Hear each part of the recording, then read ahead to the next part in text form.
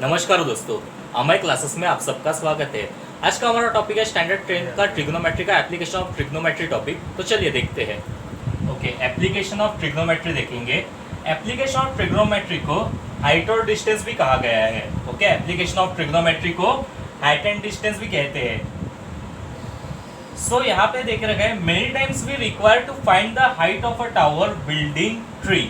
Okay, अब trigonometry के applications की जरूरत हमें क्यों पड़ती है वो भी मैं आपको बताऊंगा कि many times we require to find the height of a tower, building, tree, और many times we require to find the distance of a ship from the light house.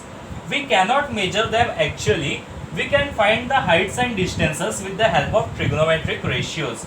Okay, फिर से एक बार रीड करके दिखाता हूँ। Many times we require to find the height of a tower, building, tree, और many times we require to find the distance of a ship from the lighthouse. We cannot measure them actually. We can find the heights and distances with the help of trigonometric ratios.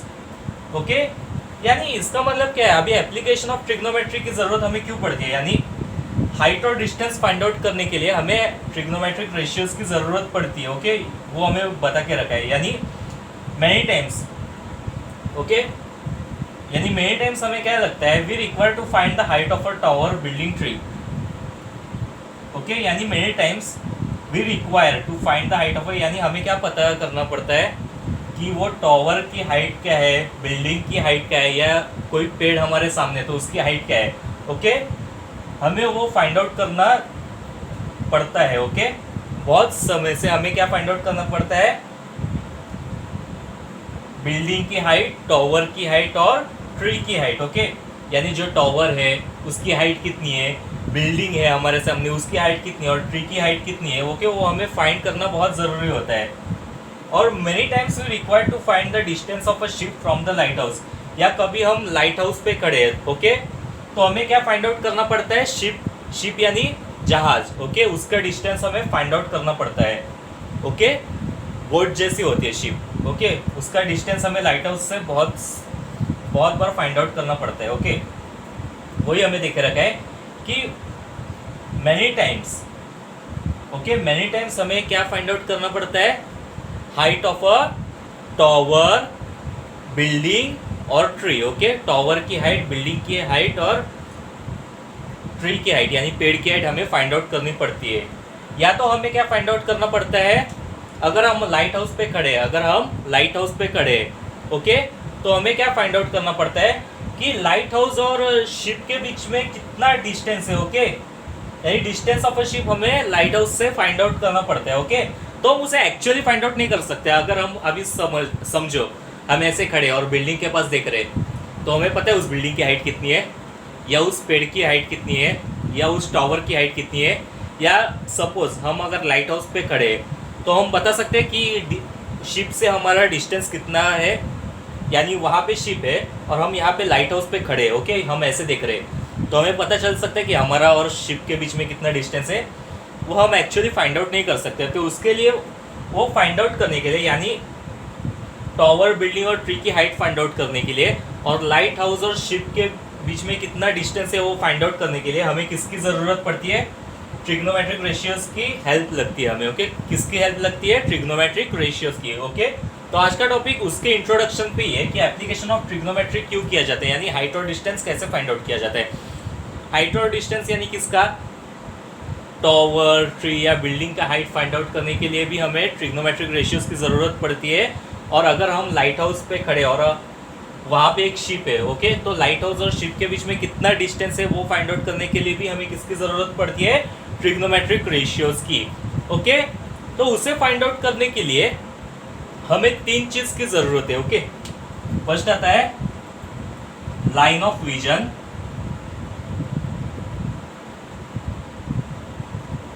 Second है angle of elevation,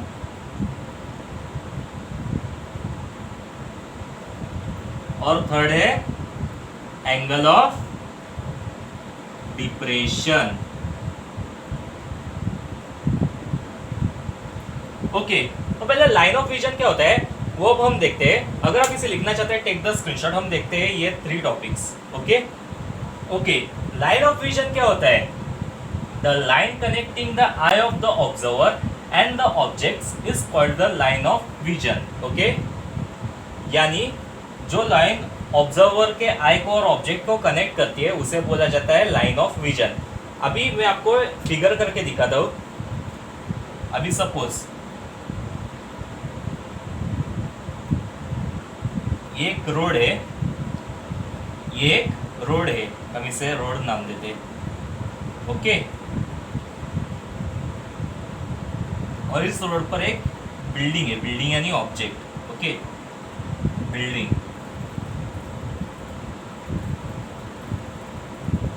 यहाँ पे मैं आपको देखता हूँ समझने के लिए फिर से एक बार. ऑब्जेक्ट है, बिल्डिंग यानी चीज ही होती है यानी ऑब्जेक्ट. ओके, ये एक रोड है और ये एक बिल्डिंग यानी ऑब्जेक्ट है. ओके, और यहाँ पे एक इंसान खड़ा है, एक इंसान खड़ा है, ऑब्जर्वर.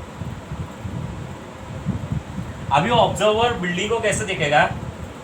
ऐसे देखेगा. ओके, ये इंसान थोड़ा ऊपर होना चाहिए पर जाने दो, अभी आप समझ जाओगे. रोड पे एक इंसान खड़े और वो बिल्डिंग को कैसे देखेगा? नीचे देखेगा कि बिल्डिंग ऊपर होती है, बिल्डिंग ऊपर होती है तो वो यहाँ से ऐसे देखेगा. ओके, यानी उसके आँख से ये ऐसे वो बिल्डिंग को देखते हैं. ओके, ये देखो, ये ऑब्जर्वर ऐसे बिल्डिंग को देख रहा है इस एंगल से. ये एंगल से ऑब्जर्वर ये लाइन से ऑब्जर्वर इस बिल्डिंग को देख रहा है. इस बिल्डिंग को ये ऑब्जर्वर यहाँ से ऐसे देख रहा है, यानी उसके हाइट को देख रहा है, बिल्डिंग के हाइट को देख रहा है. तो क्या हो रहा है? ये जो लाइन है वो क्या कर रही है? ऑब्जर्वर के आई को और इस ऑब्जेक्ट को कनेक्ट करिए. देखो, ये जो लाइन है ये ऑब्जर्वर के आई को और इस ऑब्जेक्ट को कनेक्ट करे ये लाइन. तो ये लाइन क्या हो गई? Line of vision. ओके, फिर से एक बार आपको बताता हूं कि ये ऑब्जर्वर इस रोड पे खड़ा है और यहाँ पे एक बिल्डिंग है. ओके, तो ये ऑब्जर्वर क्या कर रहा है? ऑब्जर्वर इस बिल्डिंग के हाइट को देख रहा है, ऑब्जर्वर इस बिल्डिंग के हाइट को देख रहा है. तो ये जो लाइन है इस ऑब्जर्वर की, इस लाइन को क्या बोला जाता है? Line of vision. क्योंकि वो लाइन क्या कर रही है? ऑब्जर्वर के आई को और इस ऑब्जेक्ट को यानी बिल्डिंग को क्या करिए? कनेक्ट करिए. यानी the line connecting the I of the observer and the object. यहाँ पे ऑब्जेक्ट है building, is called the line of vision. Okay, the line connecting the I of observer and the object is called the line of vision. फिर से एक बार बताता हूँ. the line connecting the eye of the observer and the object is called line of vision. The line connecting the eye of observer and the object is called line of vision. The line connecting the eye of observer and the object is called line of vision. Okay, hope आपको समझ में आया होगा क्योंकि मैंने बहुत बार repeat किया है. ओके, और इसमें और एक मैं आपको बताता हूँ. सपोज ये ऑब्जर्वर जो है ये लाइट हाउस पे खड़ा है, ये ऑब्जर्वर जो है वो यहाँ पे खड़ा है. ओके, यानी इस लाइट हाउस पे ये ऑब्जर्वर खड़ा है. ओके,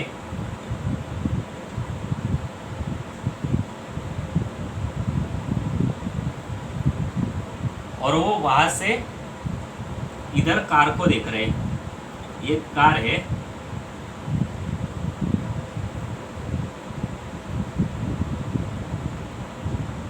कार, और ये ऑब्जर्वर है. ओके, तो अभी वो कार को कैसे देख रहा है? यहाँ नीचे देख रहे हैं. वो कार को कैसे देख रहा है? यहाँ नीचे देख रहा है. ओके, तो वो ऐसे देख रहा है. तो ये जो लाइन हो गई ये क्या हो गई? Line of vision.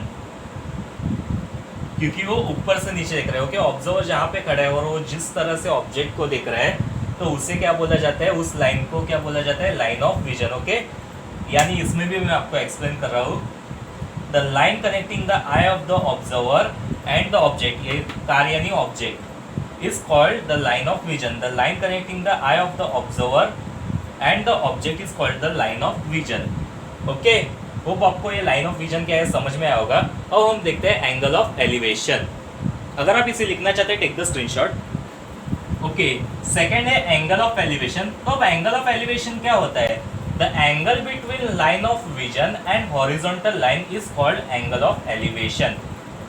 सपोज अभी एक ऑब्जर्वर यहाँ पे खड़ा है, okay, observer is standing at A, okay, और यहाँ पे कुछ ऑब्जेक्ट है, सपोज करो बिल्डिंग ही है,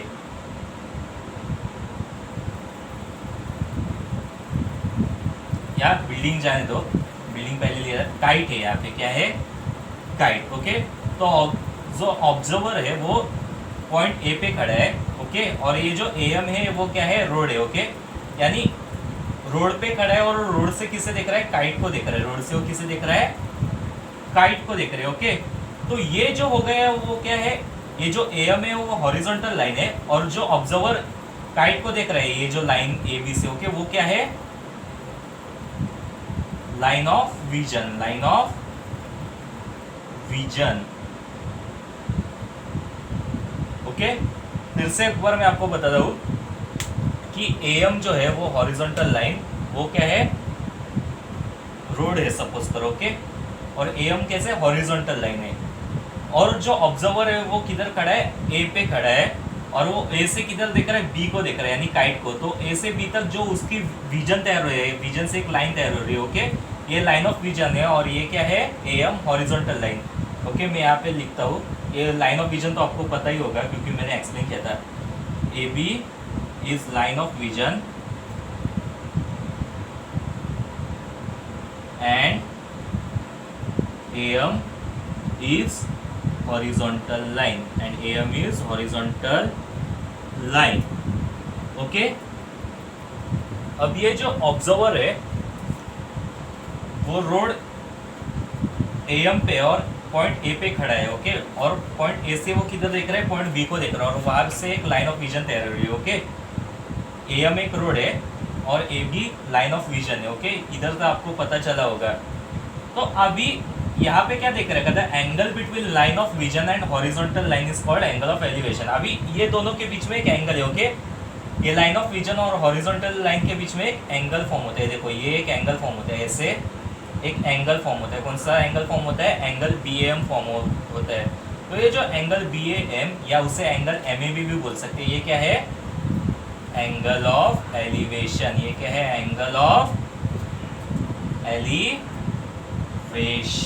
ओके। यानी the angle between line of vision and horizontal line is called angle of elevation. The angle between line of vision and horizontal line is called angle of elevation, okay. अब angle of elevation क्या है वो आपको पता चला होगा, okay. अब मैं इसके रिलेटेड एक आपको सम एक्सप्लेन करता हूँ। ऐसे ही सपोज, अभी आपको ये पता ही होगा ये लाइन ऑफ विजन और हॉरिजॉन्टल लाइन क्या है। अभी ये जो ऑब्जर्वर है वो ए पे खड़ा है, ओके, और वो यहाँ पे काइट, अभी हम काइट नहीं लेते, अब हम बिल्डिंग लेते हैं, ओके। वो बिल्डिंग के हाइट को देख रहा है। वो क्या देख रहा है? बिल्डिंग के हाइट को देख रहा है, यानी यहाँ से ये बिल्डिंग है, ये BM जो है वो क्या है? बिल्डिंग है। सपोज AM यानी हॉरिजॉन्टल लाइन रोड है, और ये क्या है? BM बिल्डिंग है, और वो ऑब्जर्वर यहाँ से देख रहा है, कहाँ? बिल्डिंग को देख रहा है, बिल्डिंग के हाइट को देख रहा है, ओके। और वो कौन से एंगल पे एंगल देख के रखा है? 30 डिग्री एंगल देख के रखा है, 30 डिग्री। और समझो रोड की हाइट है 5 मीटर, रोड की हाइट क्या है? 5 मीटर। अब हमें क्या फाइंड आउट करें? बिल्डिंग की हाइट फाइंड आउट करें। बिल्डिंग की हाइट हमें फाइंड आउट करनी है,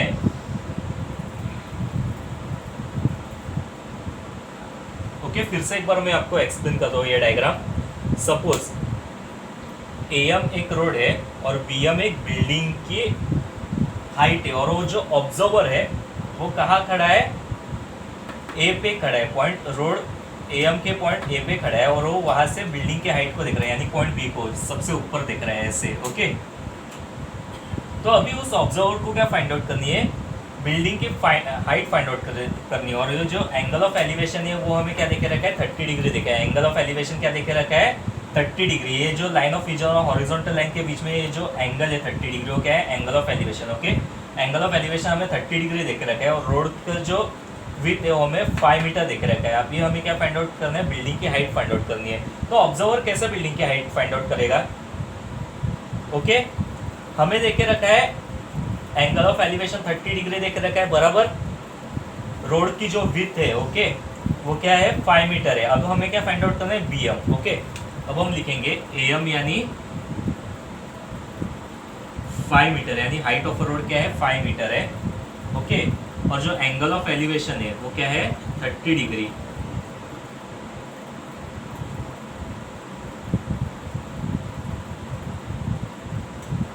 ओके, और अभी हमें फाइंड आउट क्या करना है, बीएम यानी हाइट फाइंड आउट करनी है।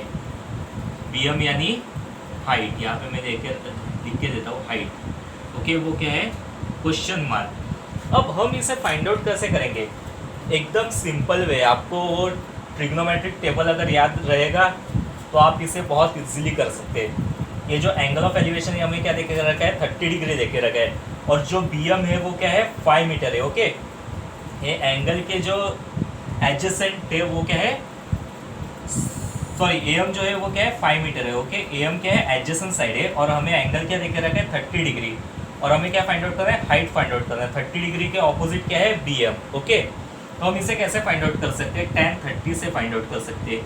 क्यों, क्योंकि tan थीटा का फॉर्मूला क्या होता है, ऑपोजिट साइड अपॉन हाइपोटेनस, यानी BM upon M. BM is the side opposite to angle 30 and M is the side adjacent to angle 30।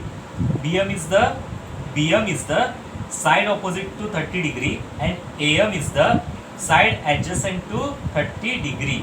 Okay, तो क्या हो जाएगा, tan थीटा का फॉर्मूला क्या होता है, opposite side upon adjacent side. तो ऑपोजिट साइड क्या है, बीएम, तो tan 30, क्योंकि हमें एंगल ऑफ एलिवेशन 30 डिग्री देख रखा है, बीएम अपॉन एडजेसेंट साइड यानी M, BM upon M. Okay, अब tan 30 क्या होता है, अभी tan 30 का जो टेबल में रेशियो देख रखा है वो क्या है, 1/√3। tan 30 का रेशियो क्या है, 1/√3 इज इक्वल टू, हमें बीएम फाइंड आउट करना है, बीएम अपॉन एम। एम क्या देख रखा है, 5, एडजेसेंट साइड 5 है। देयरफॉर अभी ये 5 यहाँ डिवाइड है, वो यहाँ जाके क्या हो जाएगा, 1 से मल्टीप्लाई हो जाएगा। 1 इंटू ये 5 यहाँ पे आके मल्टीप्लाई हो जाएगा upon √3 as it is equal to BM. Therefore BM is equal to 5 upon √3 metre, 5 upon √3 as it is metre. Okay, तो ऐसे हमें हाइट फाइंड आउट करनी है। तो इस तरह के वर्ड प्रॉब्लम्स आपको आएंगे। ओके, अगर आप इसे लिखना चाहते हैं, टेक द स्क्रीनशॉट। अब हम करते हैं हमारा last angle of depression. Okay, हमारा थर्ड टॉपिक है एंगल ऑफ डिप्रेशन। अब एंगल ऑफ डिप्रेशन क्या होता है, अब तक हमने एंगल ऑफ एलिवेशन देखा, अब एंगल ऑफ डिप्रेशन देखेंगे। सपोज ये एक बिल्डिंग है और ये एक बिल्डिंग का टेरेस है। ओके, और यहाँ पे एक इंसान ऐसा खड़ा है। ओके, इसे हम लेंगे जहाँ पे जिस पॉइंट पे इंसान खड़ा है उसे हम ए लेंगे, और यहाँ पे एम, और ये जो रोड है रोड, ओके, इसे हम बी लेंगे। और सपोज करो कि यहाँ पे एक कार है, यहाँ पे एक कार है,